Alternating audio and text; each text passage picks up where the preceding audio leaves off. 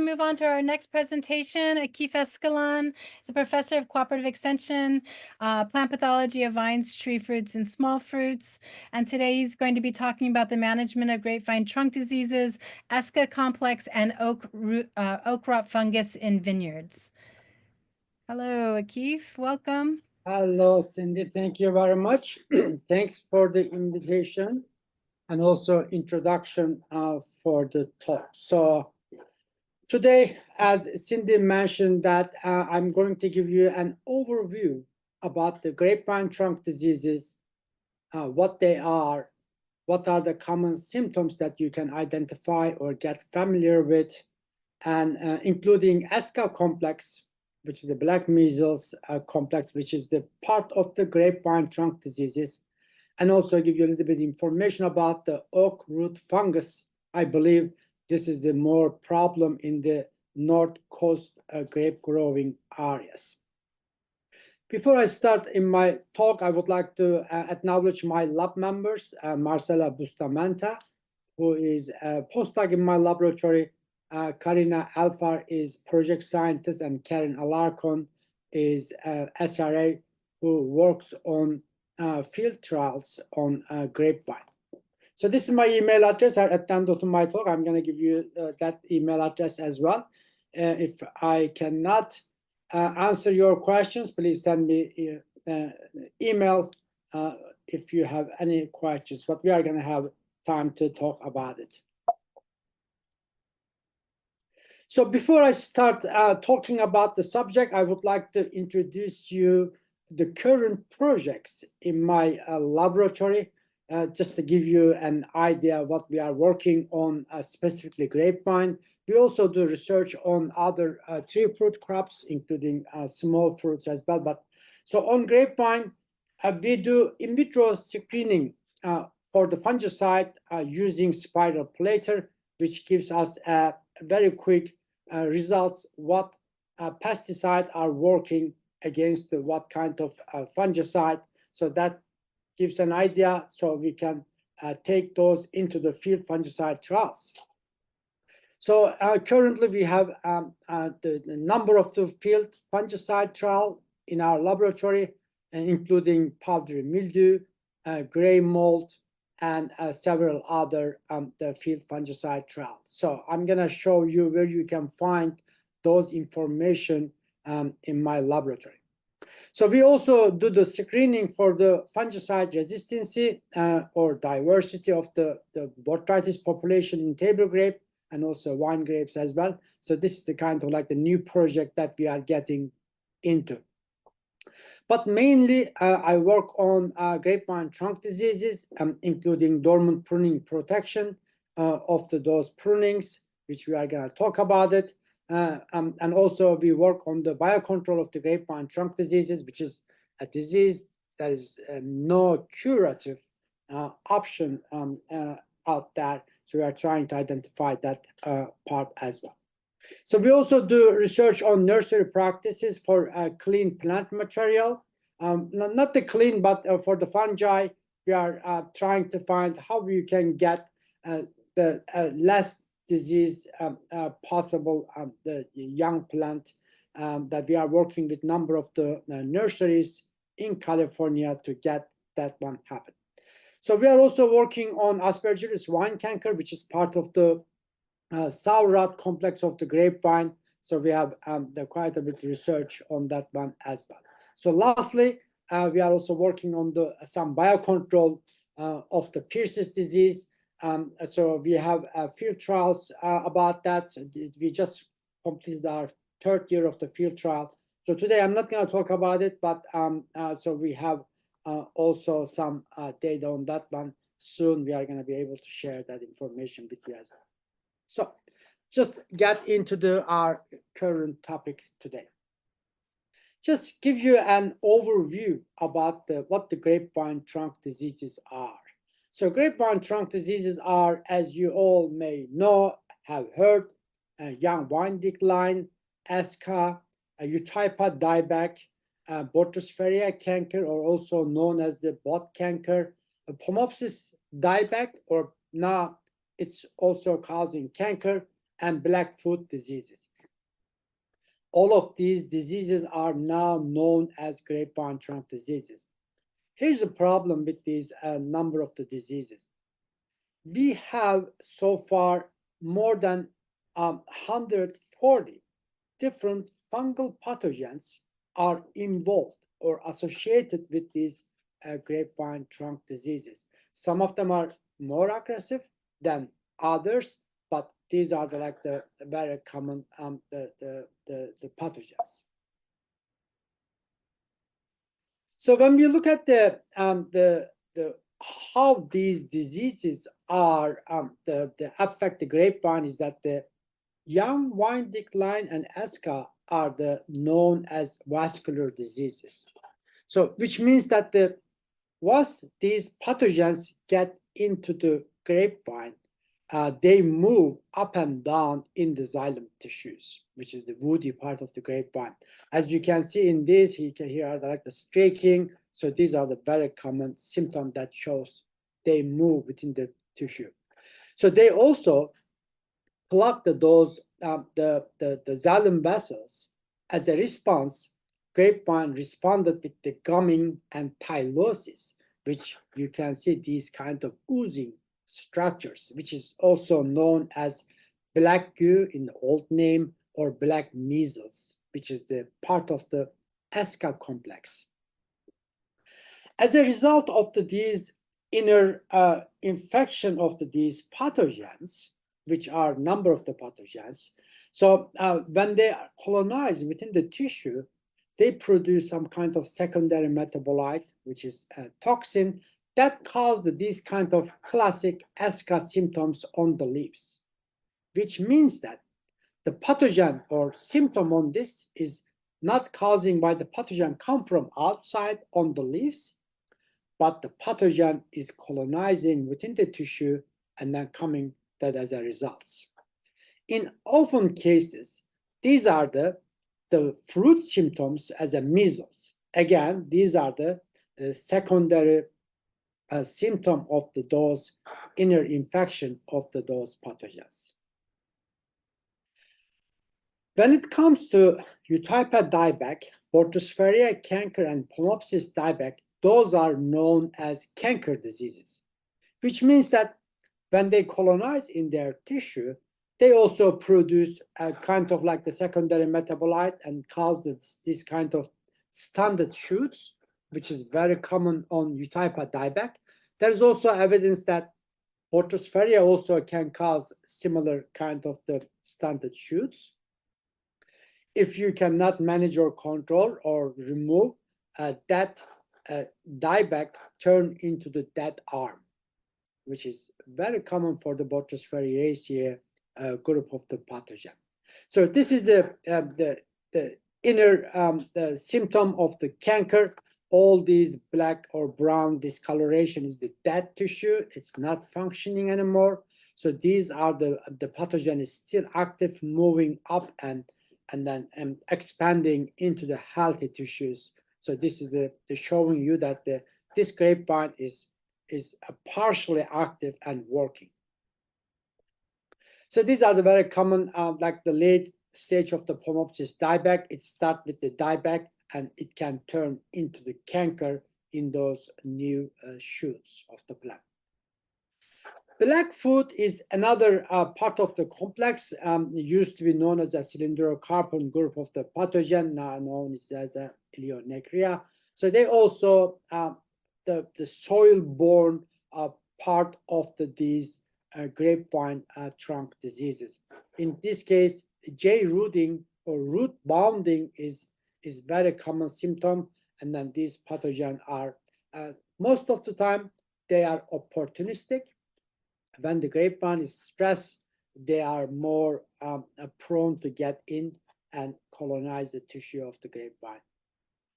Recently, we identify a group of the number of the pathogen, which is Macrophomina charcoal rot, which is also soil-borne pathogen of Botrytis fariaceae, the group of the fungi, and which is very aggressive, which is also very well known for strawberry diseases.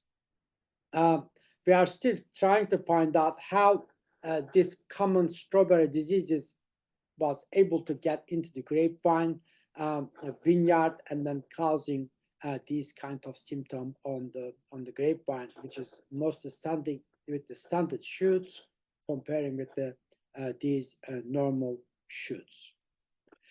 Recently, we also identify a number of the Fusarium species, mainly Fusarium annulatum, associated with the infected nursery plants or young vine decline complex. So Fusarium is the known as a very ubiquitous fungal pathogen. Some of them are very aggressive, some of them are very slow growing pathogens. We identified that some of those Fusarium species could be contaminated during the grafting process, and then they can cause slow canker. So here's the problem with the canker or aggressiveness of the pathogen. When the pathogen is so aggressive, it will kill the plant. You will be done. You will learn your lesson, how to prevent it, and then you can plant it. But when the pathogen is slow growing within the plant, without you noticing it, that will cause a long-term stress that you may think that your plant is healthy, good, but you are not doing right thing to grow it. So that's the long-term problem that we can see in his graft union. If you would like to know more about it, we just published a full paper about it. Please send me email. I will be happy to send you more information about it. So this is one of the old disease incidence increase with the vineyard age, that information, which is, in my opinion, it's still current. As you can see that if you cannot prevent these grapevine trunk diseases within the first 10 years, you may not be able to notice the decline, which is very slow growing. Within the 10 years, that contamination of those vineyards is going to spike up, and then you are going to have the decrease within the next 5 years, which is the 10 years. After 10 years of the time is the most productive time for the vineyard or grapevine. So these are the things that you might want to consider. Here's the problem. By the time when you get into the 75% of the vine infection, unfortunately, we don't have any curative options for that. It's going to be kind of too late for you to manage it. Because of this situation, I'm going to give you more information. So we would like you to prevent or protect your grapevine day one when you first time plant it, and then continue keeping clean in your vineyard. The most often or most common question is that so where do they stay, or how do they stay during the winter, and where can we find those and the pathogens fruiting bodies? Because we are dealing with more than 140 different pathogens. Some of them are ascomycetes, which is the group of the pathogen. They produce two kinds of the fruiting bodies. One of them is the asexual fruiting body, which is known as pycnidia. They often can be found on the dead part of the grapevine or any plant, as you can see here. So they are mostly black structure. You may not even notice them unless you look them under the microscope. Here's how they look under the microscope. These are the full, the kind of seed of the pathogen. They are full with those spores. When you put a drop of the water, those structures, which is pycnidia, they start oozing their spores, as you can see here, right there. So they also produce another fruiting body, which is also known as perithecia, which is the sexual fruiting bodies of the grapevine. So I'm going to show you a video. I'm sure some of you have seen these videos in my previous talk, but I'm just going to show you that how they activated under the certain condition. This is a cartoon of the perithecia when they get one drop of water, which is the rain in outside. they just start expanding their structure, which is the alci right here, which each alci or each this structure has 8 ascospores, which is the seed. They just start shooting, releasing their spores actively in the air. Once they are in the air, they are very light. They can be picked up by the wind, and they can move longer distances in the vineyard from one to another. In my opinion, those are the most dangerous structure than other fruiting bodies. In the past, we have looked into the spore trapping studies to identify when and under what conditions these spores are released in the vineyard, so we can be aware of them. So here's one of the example of the results that was in the Sonoma case in 2003. We identified that so let me just give you brief information about that. Oops, sorry about that. In here, this graph is these blue lines are showing the precipitation, which is the rain, from January to December. So this is the temperature, red line, and these the columns are the number of the spores of the pathogens. As you can see, whenever it rains from January to April, we start trapping spores in the air of the vineyard. When there was no rain, May to October, no spores. And then November, December, and the rain started, we start picking up those spores.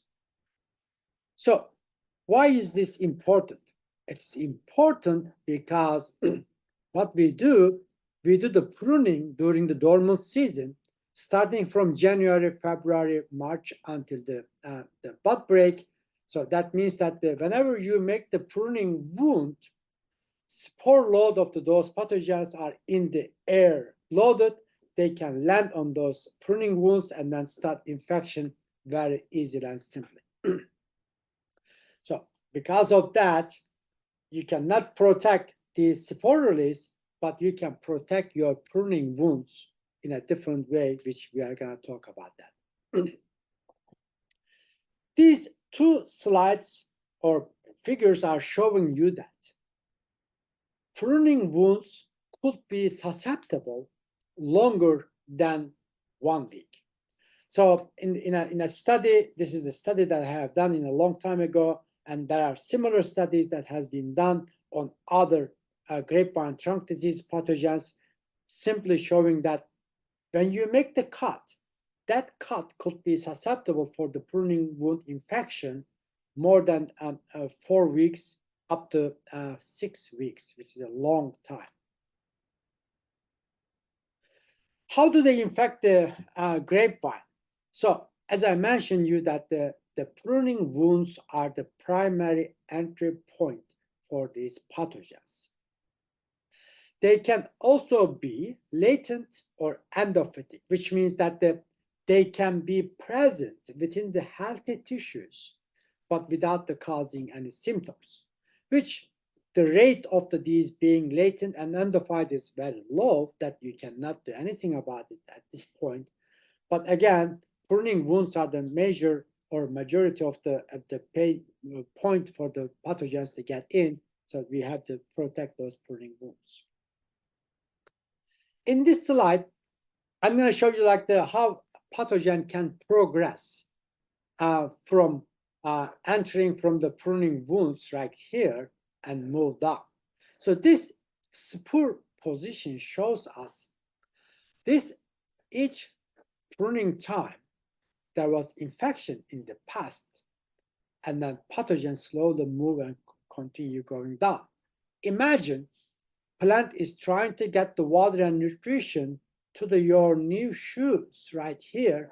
How much or how many barriers that you have with these infected roots with the canker. Here's the problem that if you cannot control or protect your pruning wounds and spores, they can get into the cordon. Once they get into the cordon, it's kind of like the pathogen is getting into the highway, speeding up, because of the surface and also more food for the pathogen, it's becoming more faster declining, which cause that arm of the disease. Once they get into the trunk, it's kind of like the impossible to manage or control. There are some options, remedial surgery, but the success from those remedial surgery is very low. Once they get into the rootstock, unfortunately, there is nothing that you could do. You have to renew your trunk if it is not economically productive for you in the vineyard. So let's get into the preventative management in the vineyard. So as I mentioned you that the protecting pruning wounds is the key, which we are going to talk about it. What are the options? Use the clean, disease-free, clean plant material, especially when you can see here that if it is infected like this during the grafting, that the graft union in North Coast area, we know that there are a lot of problem with the crown gall, Acrobacterium vitis. So if those are infected from the beginning, you gotta start with the clean plant material and then go with that. So these are the way to inspect your grapevines. And also you wanna make sure that the bottom of the rootstock, which is you are putting in the ground, doesn't have the contamination, and there is a well callousing happen in that area and with the rooting and everything. So those are the way to go to start with the clean or less disease-free the plant material. So application of the good cultural practice is very important because stress is very important factor for these pathogens to throw and then get into the grapevine faster and colonize faster. It's very, very important, that one. So delay dormant pruning is the way to go, but there are a lot of challenges for that, labor issue.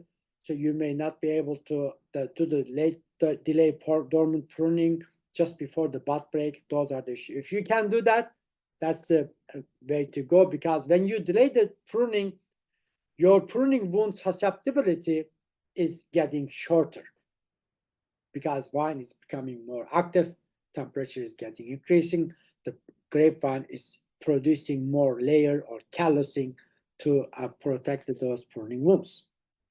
If applicable, doing the double pruning is a very good application. Again, so it's totally up to management issue, how you can do, and then if you can do that, that's the option.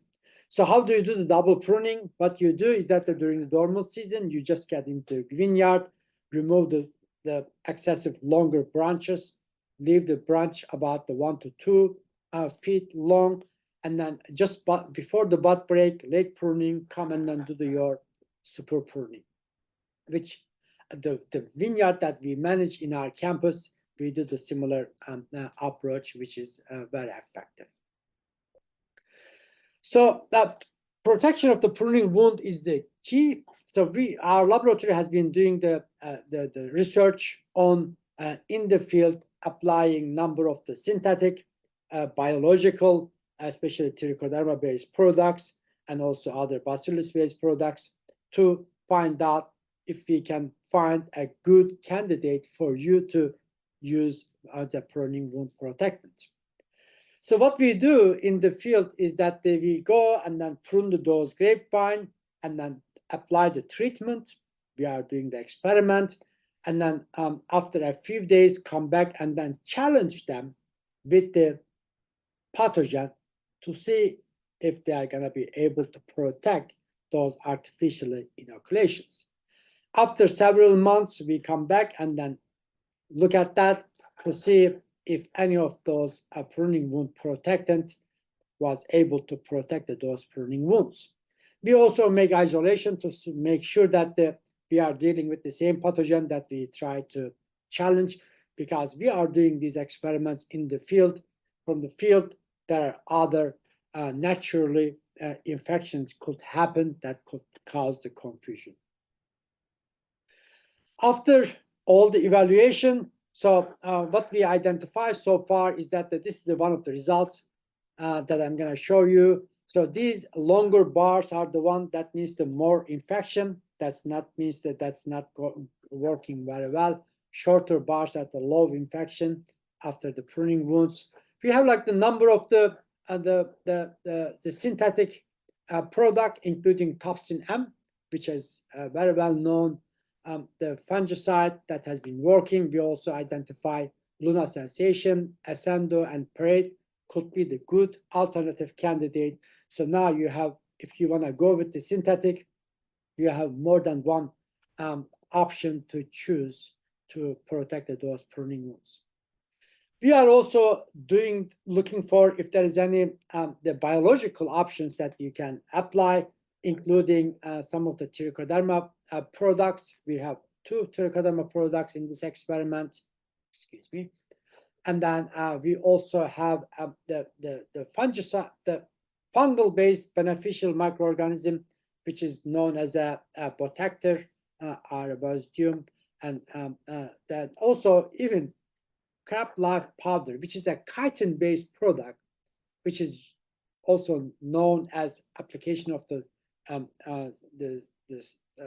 fertilizer. We also tried that. There is no the fungicidal effect, but it works.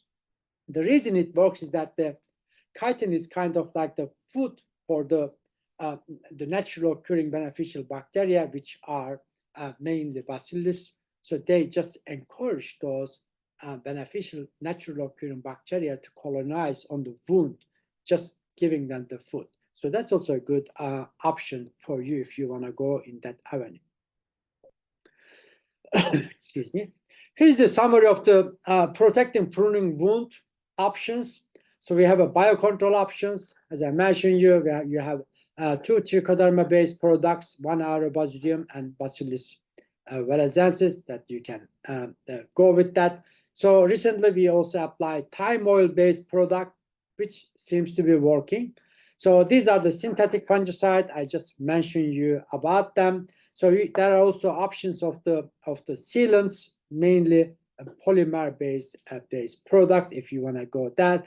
Here's the important part. If the sealants don't have fungicidal effect, if you do not apply them right after the pruning, they may not work. Because imagine when you have the pruning wounds and then make the cut, let's say a pathogen landed already. When you apply the sealant, you are just kind of like the sealing that if the sealant doesn't have the fungicidal effect, they kill that present spores of the pathogen. So that's something that you may want to consider. In this slide, I would like to give you a little bit more information about what is the benefit of using the biological comparing with the synthetic fungicide. You all know that the synthetic fungicide mostly work like a charm, because when you apply with a short time, when you identify the right frag group or mode of action, they work. But most of the time, because if they are not systemic, they work shorter. Maximum, maybe I will say 2 weeks. Let's say you apply the synthetic chemical in the vineyard, protect, it works very well. 2 weeks later, when you have a new rain or right condition for the spore release, when they land on your grapevine, you have to apply it again. So that's like the part that you may want to go. However, when you look at the biocontrol agents, we all know that they grow slow, they provide the slow of the protection, but they do the long-term and sustainable way of the protection of those pruning wounds. In these 2 slides, I'm going to summarize how they work. For example, trichoderma-based products are mostly work as a competition, which I'm going to show you a short video that you will see easily. What happens is that those fungi grow so fast when they land on the pruning wound. If your grapevine is a vigor, has enough accumulated sap when you cut it on the wound, they just colonize very quickly on the pruning wounds. When the pathogen comes after that, they cannot find a place to colonize. That's the tricky part of it. They also have endophytic, antibiosis, and everything, but mainly competitive.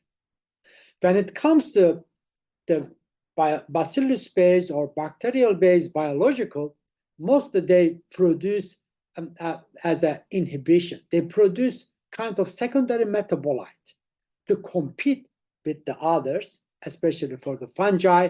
So they also produce that kind of things. Earlier, I was telling you that the chitin-based products, good food for the bacillus-based products. So that's the way to go. Now, here's the problem. You cannot apply both of them at the same time because they will neutralize each other. They will fight each other. So those are the ones that you may want to think about application. So not only with our research, but also my colleagues from around the world in South Africa, in Australia, in Europe, they have done the similar work with the trichoderma-based products. We found out that trichoderma-based products are able to protect the pruning wound in a longer time, including 4 months to 6 months time. Keep in your mind that biological will work when the grapevine is in a nut stress, vigor, healthy, in a good condition. Otherwise, they may not work because of the reason that I just explained to you. In here, I would like to show you a video that I downloaded from the InfoWine website. That's the YouTube. I just show you here that how trichoderma-based products may work. This is a very good video. I just want to share with you. So you can spray those biologicals. It doesn't have to be by hand. When you spray, they just land on the pruning wounds. As I mentioned you, quickly they can colonize in that area when there is enough juice on the surface. And then when the pathogen comes, as you can see, they protect on the left. Otherwise, they're going to get into grapevine and then move into cordons and down area. So that's the part. So in this part of my talk, I would like to give you a little bit more information about the Armillaria root rot, or also known as oak rot fungus, which is one of the most ubiquitous, saprophytic, also opportunistic pathogen of the fungi. So Armillaria is, as you can tell from the name, a very common pathogen for the oaks or the forest land. As you can see here on the right, one of the dead plant, they just colonize it. So they are, or this is a part of the Basidiomycete group of the fungi, which means that the mushroom, as you can see, so the mushroom group of the microorganisms or fungi can consume cellulase, hemicellulase, and lignin part of the plant, which is the woody part of the plant, and then they make a soft tissue. Okay, so for Armillaria, they can get into the roots first and then colonize it and then move into the grapevine. So not only oak or forest, more than 500 different woody plants are host for this fungi, for this fungus, sorry. So most common way of these fungus to move around, not the aerial spores, they have a special structure which is known as rhizomorph. As you can see here, look like a root, but they are not root. They are like the compact mycelium of the pathogen. They can move from one location to another location. Imagine when the grapevine dies from that and then gets into the plant, and then they can move further in that area. So this is the mostly important problem for if the vineyard previously was the oak woodland, or if there is a forest in that area. So those are the pathogen residue can stay there on that part of the woody plants, and then they can stay. And then when you plant the grapevine, So there's a new, another susceptible host. They can just start colonizing that area. They cannot stay in the soil for a long time without any plant material. They cannot be freely standing that area. That they also always require a piece of wood with the moisture in the soil. It's very, very important. Here are the signs of the symptoms. When you just look under the wherever the soil that you see that some kind of symptoms, when you look at it, you can see the white mycelium mat, which is very common. If the disease is progressed so much, you should be able to see those rhizomorph kind of a structure. But in the early stage of the infection, you can just see the loose, soft tissue of it, and then these are the sign of the disease. Is by the time when you see these mushrooms, it's kind of too late, which means that pathogen has completed what they are supposed to do within the plant, and they are trying to produce a fruiting body for the next generation to move and then look for the other places. So those are also the mushrooms that they can move around. So I just want to show you here is that there are other secondary fungal basidiomycete group of the fungi that could be confused with the armillaria.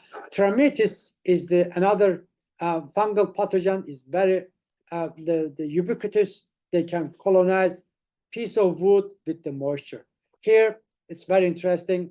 This grapevine was the trunk was removed and retrained, and then they even put some tar to protect the pruning wound, but apparently it was not successful. That part is contaminated or infected by the fungi. These are the fruiting bodies that they can go. Here's another, the fruiting body of the Trametis. Here's and then these are the very common, but they are different than the armillaria. So management is very challenging because of the pathogen is very ubiquitous. It can survive in the dead part of the wood in the soil for a long time. Unfortunately, because of the ubiquitous nature of the pathogen, there is no the tolerant or the resistant rootstock available. There are a lot of studies has been done by my colleague Kendra Baumgartner. And also Dave Rizzo has done some work as well. There is no cured the tolerant rootstock as we know. The sanitation is the key, seems to be, because the fumigation is not allowed to do in California in a large scale, especially in methyl bromide. There are some that could be applied by the permission. Again, beside the going there, sanitation measure seems to be the key point to go there. So another important part, as I mentioned you, that they can survive in the dead part of the wood. Removal of the dead part, residual, is very, very important. If you are establishing a new vineyard, remove those is very, very important in the vineyard. So those are all the possible cultural practices that you can apply to manage of the armillaria or basidiomycete group of the pathogen. So if you would like to know more about the current projects and the result from those projects, when you go to my lab website, you can find the link here, fruit crop fungicide efficacy trials. In here, you can find every year we do the number of the different field trial, including powdery mildew control, botrytis, pruning wound protection. If you have a pear orchard, we also do some research on the pear scab fungicide efficacy trials. So you can go and then find those reports and download it, and then get the information that you need. So in this lab website, you can also find more information about the other useful information. For example, we have a bunch of handouts that gives you practical information, what I told you about the grapevine trunk diseases. all I told you about this 40 minutes, you can find everything in a one-page flyer. So you can also get with the pictures that could be familiar, so you can get those information from our lab website as well. So with that, I would like to thank to my lab group who has done all the work, and I also would like to thank my collaborator, farm advisors in each county. They have worked, and I would like to thank to our funding resources, American Vineyard Foundation and California Grape Rootstock Commission. So this is my email. So this is my lab website link. But when you Google my last name, the website is going to come out. And then please feel free to go and then take a look at those. If I still have time, I will be happy to answer the questions. Okay, Keith, it looks like we have just 2 minutes. Let's see. Are there tests to determine type of GTD vine has? I don't know if that's a... Is the question probably how can we test these grapevine trunk diseases? Yes. Yeah. So not only by my lab, which we don't accept the last big number of the samples. The sample.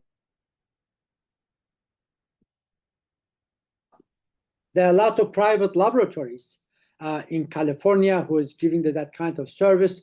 Again, where can you find those laboratories? Go to my lab website. You will find a link as the current laboratories by CDFA or other laboratories that you can find the name and address, so you can send those samples and then identify it. Are you familiar with the efficacy of B-lock for pruning wounds? If not, yes, I am. Incorporate that into your trials. Yes. So B-lock is another one, boron-based product. So I forgot to mention you that in my trial, we focused on sprayable products, not the paste-based products, which B-lock is one of the paste-based that you have to apply by hand. So in my trials, I had the principle. I just wanted to, because of the labor issues, it may or it may not work. I'm not going to make comment on that. So there are a lot of research has been done that's working, but we focus on the sprayables. So I'm not including those hand paste product in my trials, unfortunately, because too much labor. Okay. May any of the pruning wound protectants affect bud break? Any after during bud break? By the time you have the bud break, it's too late to protect the pruning wounds, because by that time, if you have an infection, you are already there. It's to start producing and then colonizing inside. To short answer to your question, no. Vine bleeding at pruning, how to manage the sealant protectant application? Bleeding, which is the case in many vineyards, when you apply those paste-based pruning sealant, it may not work because vine is continuously bleeding that. When you apply the synthetic chemicals, it may also not stay there because vine is bleeding that.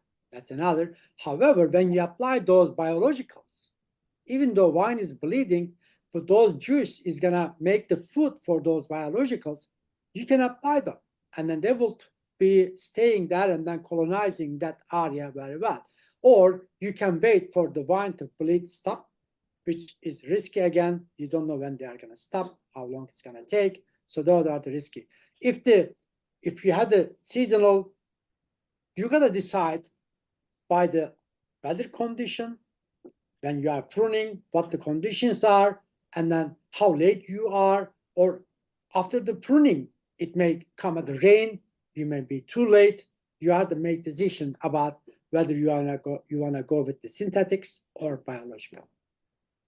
Last question. Did you say not to use Biotam and Crab Life together?